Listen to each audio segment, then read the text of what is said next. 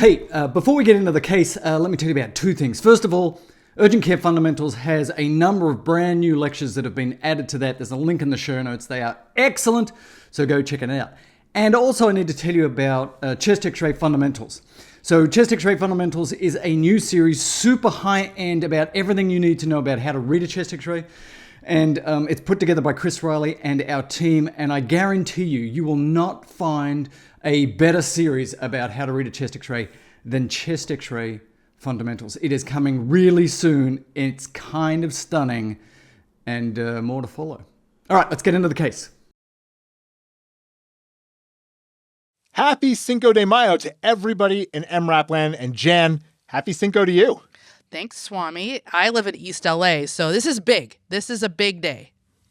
Yeah, I had a feeling that if I didn't say Happy Cinco de Mayo, you were going to lead off with Happy Cinco de Mayo. So I just I just swooped in there and grabbed it. And I did do like a little bit of a Google search on what Cinco de Mayo is. 'Cause I got to admit, my American history and North American history is not great. And this celebrates the Mexican Army's victory over the French at the Battle of Puebla in May 5th, 1862. And it is thought as a sign of hope and resilience as the Mexican Army was vastly outnumbered in that battle. And Jen, you know, it's been a tough road to hoe. So anything that is a sign of hope and resilience, I am 100% behind it. And in the US, of course, we celebrate Cinco de Mayo maybe a little bit differently than what the true meaning of Cinco de Mayo is. But it's all about food and drinks and music. And it must be an absolutely massive day where you are.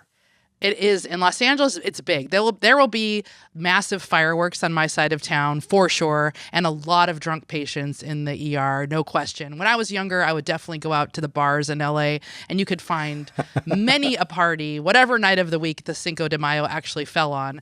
Now that I'm a little bit older, it probably means that I'm doing something more at home. But I do honor the Mexican tradition of, food, drink, etc. So on the menu will be tacos, something Mexican themed, maybe some margaritas. There could be a piñata. That's a possibility. Oh, yeah. Oh, yeah. That sounds great. And when you say fireworks, I'm assuming that most of these are not the city-sponsored, organized fireworks, which, of course, brings up the question, do you get more fireworks injuries on Cinco de Mayo or July 4th out there? Oh, it's a very good question. And you're right. These are not like city-sanctioned fireworks. These are in the middle of the street, spontaneous, like poorly done fireworks show. So I don't know the answer. I think it's probably still July 4th just because there's just so many more fireworks happening during July 4th. But in terms of ratio of fireworks to injuries, maybe the ratio is higher. I don't know. But we certainly see it on both occasions. That's probably number one and number two for fireworks in LA. New Year's Eve is probably number three. And then if the Dodgers win, that's definitely number four. Oh, yeah. That could even rise to number one on any particular year. So, they're pretty much up there. Yeah, rally your hand surgeons for Cinco de Mayo, July 4th, and if the Dodgers win the World Series. That's a good thing to know. Really, if you want to know the answer to this question, you just have to call a hand surgeon and be like, which day are you busiest on? Yeah. And that will tell you when there are the most fireworks.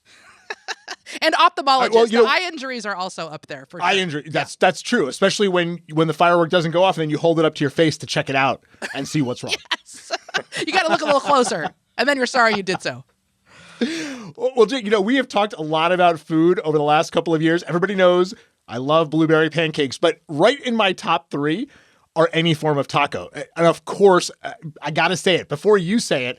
What we get on the East Coast are not the same tacos as what you guys get on the West Coast, but I am going to definitely crush the East Coast equivalent of a fish taco, the best we can possibly find. I'm going to go get some today because I am going to celebrate Cinco de Mayo out here, wishing that I was out there with you guys. Oh, we wish you were here too. And you're right. The array of taco possibilities here in LA is just endless. I mean, it's hard to pick favorites for sure.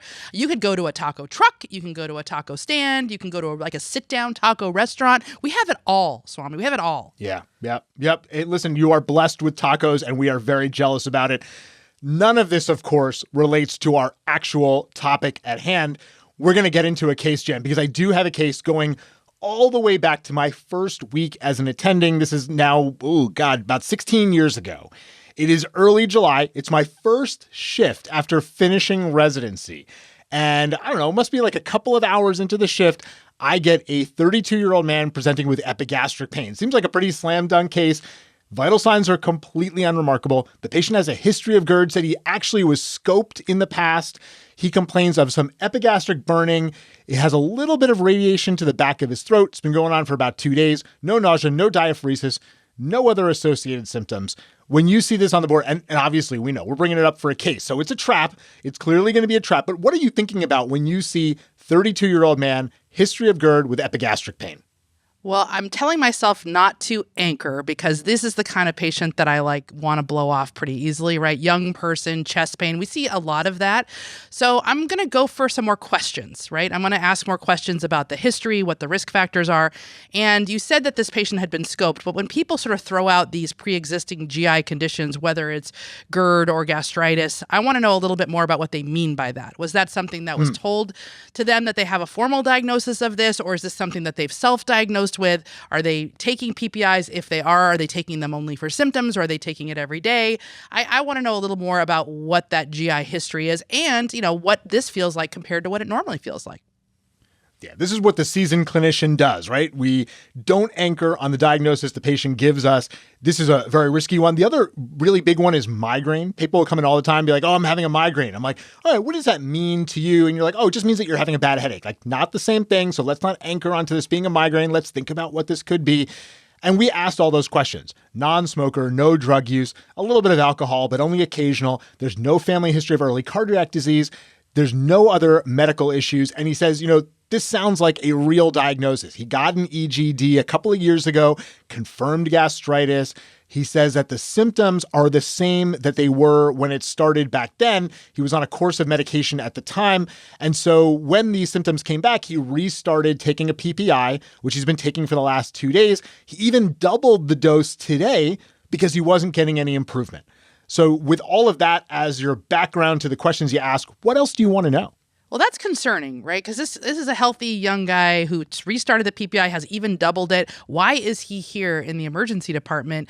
Am I getting this wrong? So now I'm thinking about gallbladder. I'm thinking about pancreas. I'm thinking about cardiac. It's low on the list still, given that he's a healthy male. But, let's start throwing the fishnet a little wider. Maybe send some extra blood tests. Maybe grab my ultrasound, take a look at his right upper quadrant, and maybe get that EKG. I want that EKG machine rolling over here. It's an easy test to get, and we might as well screen him for something that would be unusual in this scenario, but there's something else going on.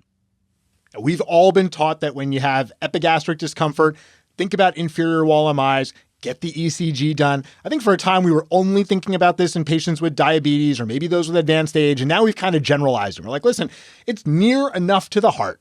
An ECG is pretty much free. Let's just get one. So we got an ECG. Janet was normal, completely unremarkable. The patient didn't have any abdominal tenderness, but he looked pretty uncomfortable. So I did write for some antacid. And then I thought of exactly what you said. We ask this question often. Why did this guy come to the ED on this day? And often we get very unfulfilling answers. They just don't make sense of why that person's in the emergency department. But I asked the question, why are you here today for something that you know about? You've had worked up before. You have a gastroenterologist. And so I asked him, what made you come into the emergency department today? And he said, well, today I was walking to work and I got that burning sensation and it was really much worse than it had been in the past. And it's never happened to me before when I was walking. There it is. You just said the 3 magic words, walking to work, when it happened. That's it. Yeah. You put exertion in this, exertion from plus whatever you're doing, and that makes it worse. Now I'm much more concerned. And I'm glad that the EKG is normal, but I'm not stopping here. Right. And I think that's really the key here is that this patient has given us this extra tip, exertional dyspepsia. And so I'm sitting there, I'm thinking, I'm a young attending. I'm like, exertional dyspepsia. Okay, well, I haven't heard of exertional dyspepsia, but maybe this is a thing. Maybe people exert themselves. They get dyspepsia. It's no big deal. And so I went to the other attending that was on staff because, it's my first shift. So, of course, there's somebody else working too. And I go and I tell this other attending who has been doing this a lot longer than I have been. I mean, she trained me. I trust her implicitly. And I give her this quick story. I said, have you ever heard of exertional dyspepsia? And she looks me right in the eye, Jan, and with her thick Southern drawl, she says, of course, it's called an MI. I'll never forget it. I will never forget it. So with that information, I decided to add a troponin. I gave the patient an aspirin. I did repeat the ECG. It had been maybe 10, 15 minutes. I'm like, maybe something's going to develop, but the ECG still looked okay. And then I get the call from the lab saying, doctor, we have a critical value for the troponin. So you want to guess? You want to guess what the troponin was? Well, this is a long time ago. So we're talking about old school troponins with decimal points in them. So I have to sort of go back and remember. For us, a normal was less than 0.01, if I remember correctly. So I'm going to guess it was 10. I don't know. I mean, it sounds like it's positive. So 10. It was definitely positive. I think our normal at that time was less than 0.04. And the lab tech told me that it was 48. And I said, you mean 0.48, right? And he goes, nope, 48. And that is a grossly positive troponin. Now, 48 with a high sensitivity troponin, you're like, I don't know what that means. I guess I repeat it in 2 hours. But 48 on those old school troponins, that was super positive. So I called cards and said, hey, I got a 32-year-old down here with a trope of 48. I think, why'd you get a trope on him? And I'm like, don't ask me those questions, all right? I just belabored this trope for the last 2 hours. You got to come down and see this guy. And so they did. They saw the guy and they're like, you know what? It's exertional dyspepsia. We got to take him to the lab. I just love the term everybody's using now, exertional dyspepsia. So he goes to the lab. He's got a 98% RCA occlusion, which they open and he does fine. He goes home the next day, no problems. And I remember talking to the cardiologist later that day and him telling me what they found. And I was a little bit dumbfounded. I'm like, it's a healthy 32-year-old with a 98% RCA occlusion. And, you know, we talk about asking the extra question. It was just that one extra question. Why'd you come in today? And then focusing on that exertional component. Yeah, I think it's such an important point about what brought you in today and why. And sometimes I'll even contextualize it for patients as to, you know, how did you feel yesterday? Was there something going on yesterday? Why is today different? To really try to get them to get a little more specific about what it was that made you come, because it really can pull out some important historical information. Now, this young man certainly does have problems. Now he's had an MI at age 32, so his life has just changed forever. But boy, thank goodness you asked him those questions. I think most of us would have done the antacid and not gone those extra steps. Maybe people wouldn't have even gotten a troponin because we always tell ourselves, don't ask a question you don't want to know the answer to or don't think you need to know the answer to. But, you know, good for you for going that extra. You should have gotten Save of the Month that month. Were you Employee of the Month? Because that sounds like an Employee of the Month story. They didn't do that 16 years ago, Jen. It was like, yeah, great. Good job. Get back to work. Yeah. It was one of those kind of deals. Right. But that's okay. That's okay. Because, I mean, I definitely learned some good lessons there. We talk about this all the time. Young people can have MIs. Just because there aren't risk factors or family history doesn't mean they can't have ACS. That also doesn't mean to chase down ACS on every patient. But when you get something that just doesn't sound right, you got to chase it down. And there's no such thing as exertional dyspepsia, Jan. That's not a thing. That's ACS. You've got to put a lot of weight on those exertional symptoms. Amal talks about this all the time. Once the patient says that they have exertional symptoms, it totally changes your risk of having acute coronary syndrome. And so you have to kind of go down that way. And then asking that extra question. Like you said, we asked the question, why did you come to the emergency room today?